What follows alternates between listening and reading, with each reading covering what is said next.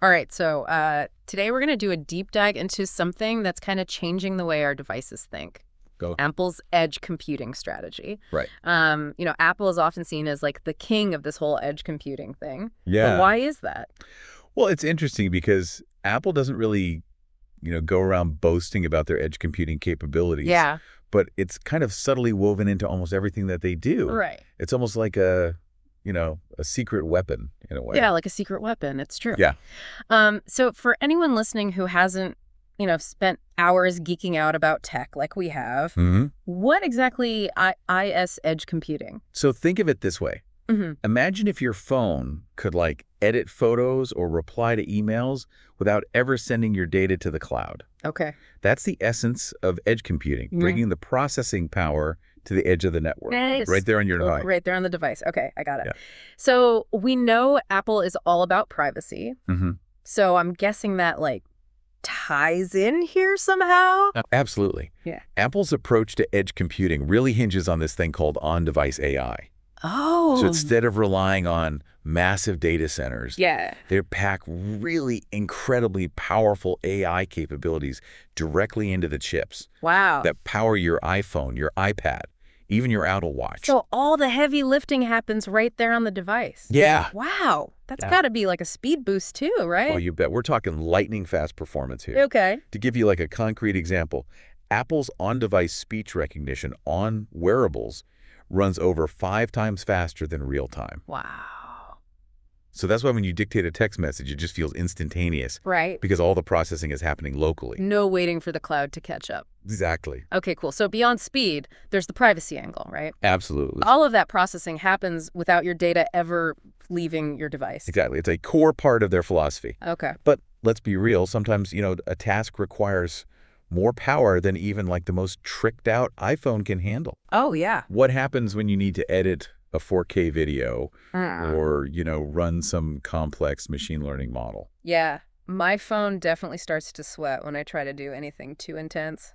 Yeah. So is that where the cloud comes back into the picture? That's where Apple's hybrid approach gets really interesting. Okay. They use something called private cloud compute, Okay. which acts as a sort of backup when your device needs extra muscle. So it's not just like a black and white situation. Right. All on device or all in the cloud. Exactly. There's a middle ground. It's about finding the right balance. Okay. With private cloud compute, only the absolute essential bits of data are sent to the cloud for processing. Okay. The bulk of the work still happens locally, keeping your information as private as possible. Oh, okay. So it's like sending a super condensed, anonymized version of your data to the cloud for a quick power boost. That's a great way to put it. And then getting the results beamed back to your device. It allows Apple to tap into the cloud's power without compromising on privacy. Cool. So all of this sounds amazing, but what's the secret sauce behind it? You're hitting the nail on the head. Is it all about their custom designed chips? Apple's in-house chip design is a key element of their edge computing strategy. Okay. Think about the A-series chips in iPhones. Right. Or the M-series in Macs. Yeah, those are the brains of the operation. Yeah. But how are they specifically designed for edge computing? Well, unlike a lot of other companies that rely on, off-the-shelf components. Yeah. Apple designs its chips from scratch. Wow. To work in perfect harmony with their software. Okay. And that tight integration is really crucial for making AI tasks run smoothly and efficiently, even on devices with limited resources. So it's not just about raw processing power, it's about optimization. Precisely. Making every bit of the hardware and software work together seamlessly. Yeah. Kind of like a finely tuned race car. Precisely. And one crucial component within those chips is the neural engine. It's specifically designed to accelerate machine learning tasks, the kind of stuff that powers, AI features. Ah, so that's the secret weapon within the secret weapon? You could say that the neural engine allows for just incredible speeds and efficiency when it comes to running, complex AI algorithms right there on your device. Okay, so now we're getting into the really geeky stuff. Yeah. And I love it. But how does all this technical wizardry actually translate to the user experience? What's this? So what for everyday people? The beauty of Apple's approach is that it makes things feel just effortlessly smooth and instant. Yeah. Think about, composing messages with predictive text, editing photos with filters, or asking Siri a question. It all just happens like that. It's true. I rarely think about all the complex calculations happening behind the scenes because it just works so well. Right. But does this reliance on-device processing ever limit what Apple devices can do?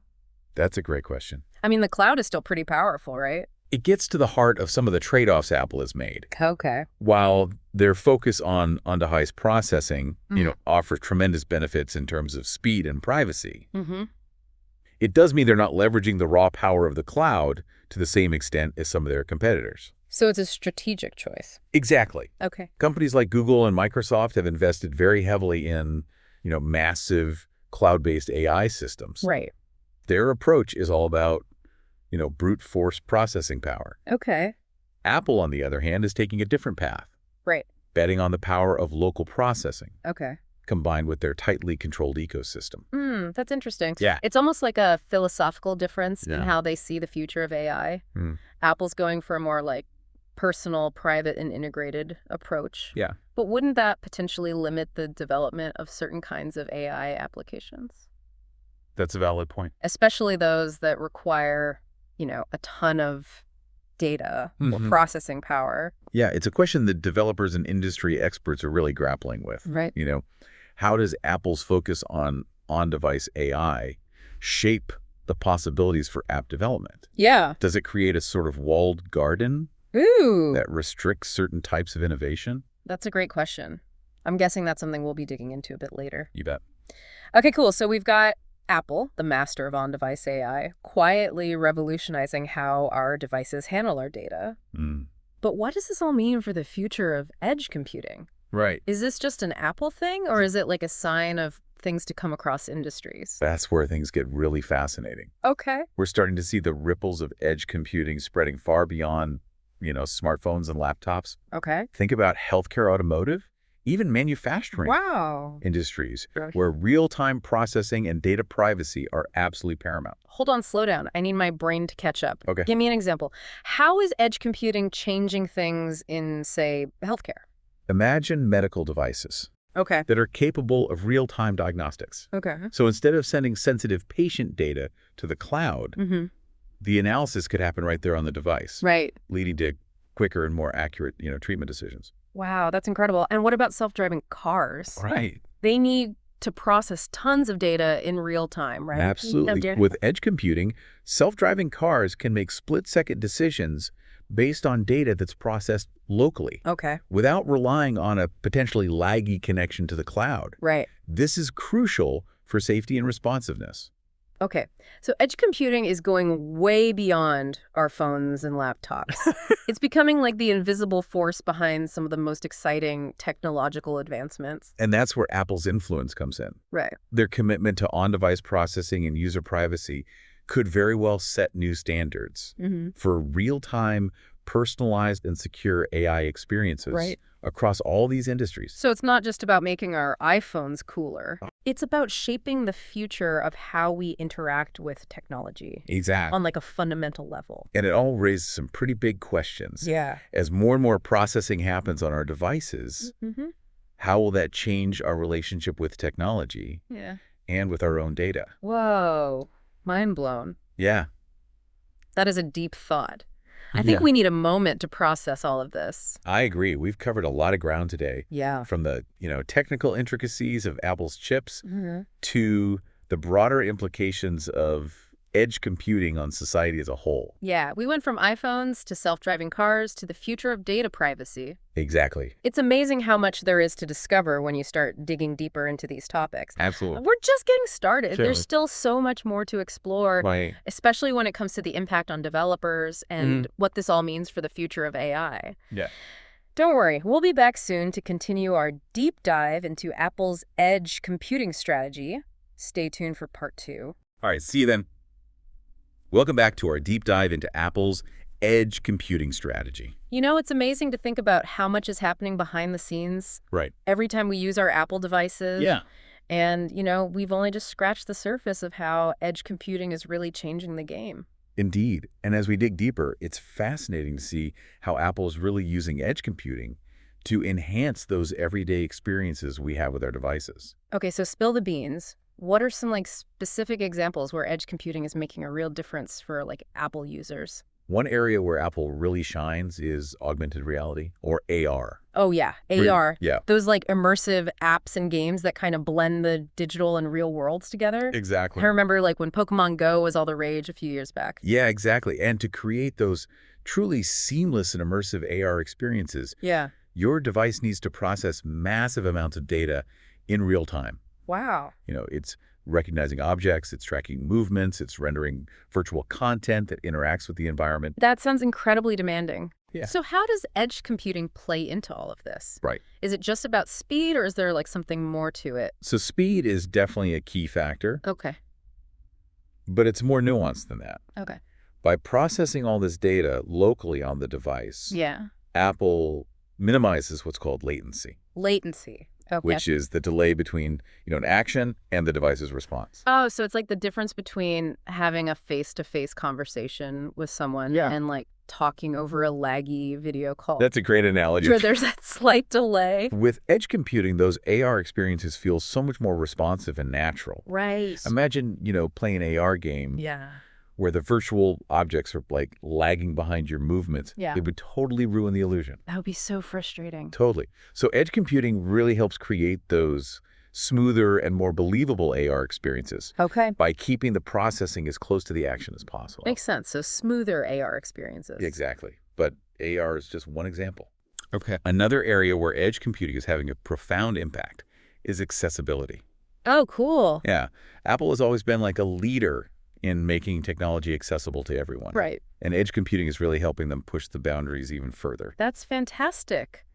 Everyone should have the opportunity to experience the power of technology. Right. But how exactly does edge computing contribute to making Apple devices more accessible? Think about features like live captions, Okay. which can transcribe audio in real time for people who are deaf or hard of hearing. Oh, wow. I've seen those captions on like social media videos and stuff, but I Yeah. never even realized that they were powered by edge computing. They are. Yeah. And by using on-device processing, Apple can provide that real-time transcription Okay. without sending any, sensitive audio data to the cloud. Right. This not only protects user privacy, Okay. but also makes the feature just incredibly responsive. So someone who is deaf or hard of hearing can like follow a conversation or enjoy a video without those like annoying delays. Exactly. That's a game changer. That's a game changer for sure. And it's not just limited to captions. Apple's also using edge computing to power features like voice control, Okay. which allows users to control their devices entirely with their voice. Wow, that opens up a whole new level of accessibility Yeah. for people with like mobility impairments. Right. And really incredible how edge computing is being used to create like more inclusive technology. Yeah, it really is. And as we shift more processing to the edge, it's important to, consider those broader societal implications as well. Okay, now we're getting into some deeper territory here. What kind of societal implications are we talking about? Well, one key consideration is the potential for increased digital equity. Okay. As edge computing reduces our reliance on the cloud, it can bring those powerful AI capabilities to people in areas with limited internet access. That's a crucial point because, high-speed internet isn't a reality for everyone, Right. especially in like rural or underserved communities. Exactly. But with edge computing, those essential services and features Yeah. can be made available offline, Right. empowering people regardless of, their location or internet connectivity. So it's not just about making our devices like faster or fancier. Right. It's about leveraging technology to create a more equitable and accessible digital landscape for everyone. Precisely. And that's what makes Apple's focus on edge computing so compelling. Right. It's about pushing the boundaries of technology while also shaping a more, inclusive and empowered future. I love that.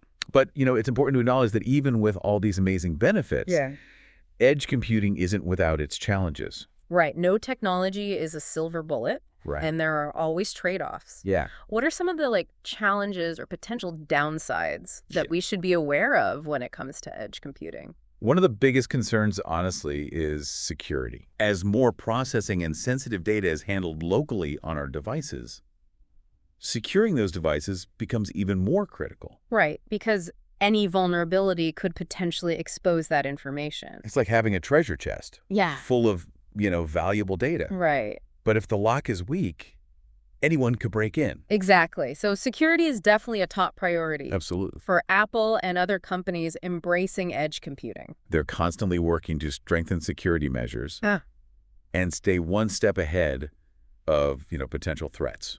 Okay. That makes sense. But is there anything else? Well, there's another challenge that's often overlooked. Okay. And that's just managing the sheer complexity of this distributed computing environment. What do you mean by that? Well, with edge computing, we're not just dealing with data processing in, a centralized cloud. We're talking about millions, even billions of devices. Wow. All processing data simultaneously. That's a lot. It is coordinating and managing this massive network of devices requires sophisticated tools and strategies. It's not a simple feat. It sounds like conducting an orchestra where like every musician is playing their own instrument, but somehow they all need to be in sync and create a harmonious symphony. That's a great way to put it. It's a complex dance of data and processing power. For sure. And managing it effectively is an ongoing challenge for companies like Apple. Okay, so it sounds like despite these challenges, though, the potential benefits of edge computing, particularly for things like privacy and accessibility, are just too significant to ignore. Absolutely. Okay, cool. I'm curious, how does Apple's specific approach to edge computing stack up against its competitors? They're all investing in this technology, right? They are. But Apple's strategy is kind of unique in a few ways. Okay. First, their tight integration of hardware and software gives them a really distinct advantage. Okay. Control every aspect of the ecosystem. From the chips to the operating system, allowing for a level of optimization that's really difficult to replicate. It's like they're playing a game where they get to make all the rules. Exactly. And design the playing field to their advantage. And second, Apple's unwavering commitment to user privacy sets them apart from a lot of their competitors. They've built their reputation on protecting user data. And their edge computing strategy really reinforces that commitment. It's not just about convenience or performance. It's about aligning technology with their core values. So it's a strategic choice. Exactly. To prioritize a certain kind of user experience, one that's built on like trust and privacy. Precisely. And finally, Apple's obsessive focus on creating a seamless and intuitive user experience is really paramount. They're not just like throwing technology at the wall and seeing what sticks. They're carefully crafting each feature to be as user-friendly as possible. It's true. And that attention to detail is what makes like Apple devices so addictive. Exactly. And that's why people, love Apple products. They just work. Yeah, they just work. It's true. But let's be real, there are valid criticisms of Apple's like walled garden approach. Some argue that their tight control limits innovation. And creates barriers for developers. That's a valid point. While Apple provides a robust set of, developer tools and frameworks, they do exert a significant level of control over what's allowed within their ecosystem. Some developers find this restrictive, arguing that it stifles creativity and limits the range of apps and services that are available. So it's like a trade-off. A highly curated and controlled experience versus a more open and potentially chaotic landscape. Exactly. And it's a debate that's raging within the tech industry. Which approach will ultimately prevail, only time will tell. Wow. It seems like there's a lot more to this edge computing story than meets the eye. We've covered everything from like the technical details to the societal implications to the competitive landscape. We've explored the what and the how of Apple's edge computing strategy. What's next? Where do we go from here? Well, now it's time to tackle the big why. Okay. What does all this mean for the future? Okay. How will edge computing shape our lives in the years to come? That's the million-dollar question. It is. I'm ready to peer into that crystal ball and see what the future holds. All right, then let's shift our focus to the future of edge computing. Okay. Get ready for some mind-blowing possibilities. Okay. And some thought-provoking questions. Welcome back to the deep dive. We're wrapping up our exploration of Apple's edge computing strategy. Yeah, it's been quite a journey. Yeah, it has. From the, nuts and bolts of their chips to the broader implications for industries far beyond Silicon Valley. Yeah, my head is definitely swimming with new information. Yeah. But in a good way. Good. But now I'm really curious to hear like your take on what all this means for the future. Okay. What's your crystal ball prediction for how edge computing will like change our lives in the coming years? Well, predicting the future is always a risky business. Right. But I think what's clear is that edge computing has the potential to be truly transformative. Okay. It's not just about, faster devices or cooler apps. Yeah. It's about a fundamental shift Yeah. in how we interact with technology. So paint me a picture. What does this future look like? Imagine a world where your devices are so seamlessly integrated into your life Okay. that they anticipate your needs before you even realize them. Okay. So your iPhone, knowing your daily routine and habits, proactively adjusts settings, suggests apps, and even preloads content. Wow. All to make your day, smoother and more efficient. It's like having a personal assistant who lives inside your phone. Exactly. Constantly learning and adapting to my preferences. And with edge computing, this personal assistant becomes even more powerful and intuitive. Okay. Because it's processing data locally, learning from your behavior in real time, without constantly sending information to the cloud. Okay, so more personalization, faster responses, and enhanced privacy. Yeah. What's not to love? Exactly. But beyond our personal devices, Yeah. how will edge computing impact other areas of our lives? Well, think about healthcare. Okay. Imagine a world where wearable devices powered by edge computing can monitor your vital signs, detect anomalies, and even alert medical professionals in case of an emergency, Wow. all without compromising your privacy. That's amazing. It's like having a doctor on call 24/7. Yeah. Right there on my wrist. What about other industries? Right? I'm especially curious about how edge computing might change the way we learn. Yeah, education is ripe for disruption, Okay. and edge computing could be a game changer. Okay. Imagine personalized learning experiences tailored to each student's individual needs and pace. So no more one-size-fits-all classrooms. Right. Each student gets a customized learning journey guided by AI. Yeah. Exactly. Edge computing could empower teachers with real-time insights into student performance, Okay. allowing them to adapt their teaching methods and provide targeted support. Wow. It could also unlock entirely new possibilities for immersive and interactive learning experiences. This is blowing my mind. It seems like every industry we can think of could be revolutionized by edge computing. It's true. From transportation to manufacturing to energy management, the potential applications are virtually limitless. Wow. But as with any powerful technology, we need to proceed with caution. Right. There are important ethical and societal considerations that we can't afford to ignore. You're right. We can't just blindly embrace new technology Yeah. without thinking about the potential consequences. What are some of the challenges or risks that we should be aware of? Well, one of the most pressing concerns is security. Okay. As we entrust more sensitive data to our devices, Right. we need to make sure those devices are protected from cyber attacks and data breaches. Yeah, it's like having a treasure chest full of valuable information. Right. But if the lock is weak, anyone could break in. Exactly. And it's not just about securing individual devices. Right. It's about securing that entire ecosystem Okay. of interconnected devices that make up the edge computing landscape. Yeah, that makes sense. This is a complex challenge that's going to require collaboration between, device manufacturers, Yeah. software developers, and security experts. So it's a multifaceted problem It is. that demands a comprehensive approach. It does. Okay, what about other challenges? Yeah. We talked earlier about the complexity of managing this distributed computing environment. Right. As we move away from centralized cloud computing, we need to figure out how to effectively orchestrate and manage this vast network of devices. Right. It's like conducting an orchestra where each musician is playing their own instrument, but somehow they all need to be in sync. Right. And create a harmonious symphony. And to make things even more complicated. Yeah. We're not just dealing with different devices. We're Right. dealing with different operating systems. Yes. Different networks and different data formats. Exactly. It's a massive logistical and technical challenge. Yeah. And it's one that will require innovative solutions and collaboration across the entire tech industry. Okay, so security and complexity are like two major hurdles that we need to overcome. Yes. But are there other concerns, perhaps ethical ones? Sure. That we need to be mindful of as edge computing becomes more pervasive? Absolutely. One key consideration is data ownership and privacy. Okay. As more data is generated and processed on the edge, who owns that data? Right. And how is it being used? Yeah. We need to establish clear guidelines and regulations Right. to ensure that individuals retain control over their own data Right. and that their privacy is protected.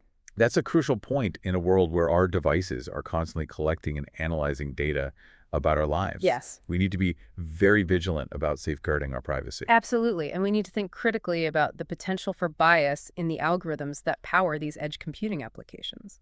If those algorithms are trained on biased data sets, they could perpetuate and even amplify, existing societal biases. That's a scary thought. We need to make sure that edge computing is used to promote fairness and equity, Right. not to reinforce existing inequalities. Absolutely. And finally, we can't ignore the potential impact on jobs and employment. Okay. As edge computing automates more tasks and processes, it's likely to displace some existing jobs. Right. We need to be proactive in preparing the workforce for these changes and in creating new opportunities in the emerging fields of edge computing and AI. So it's not just a technological revolution, it's a societal one as well. It is. We need to be having these conversations now so that we can shape the future of edge computing in a way that benefits all of humanity. I couldn't agree more. The future is not something that happens to us, it's something we create. Right. And by engaging in, thoughtful discussions and taking proactive steps,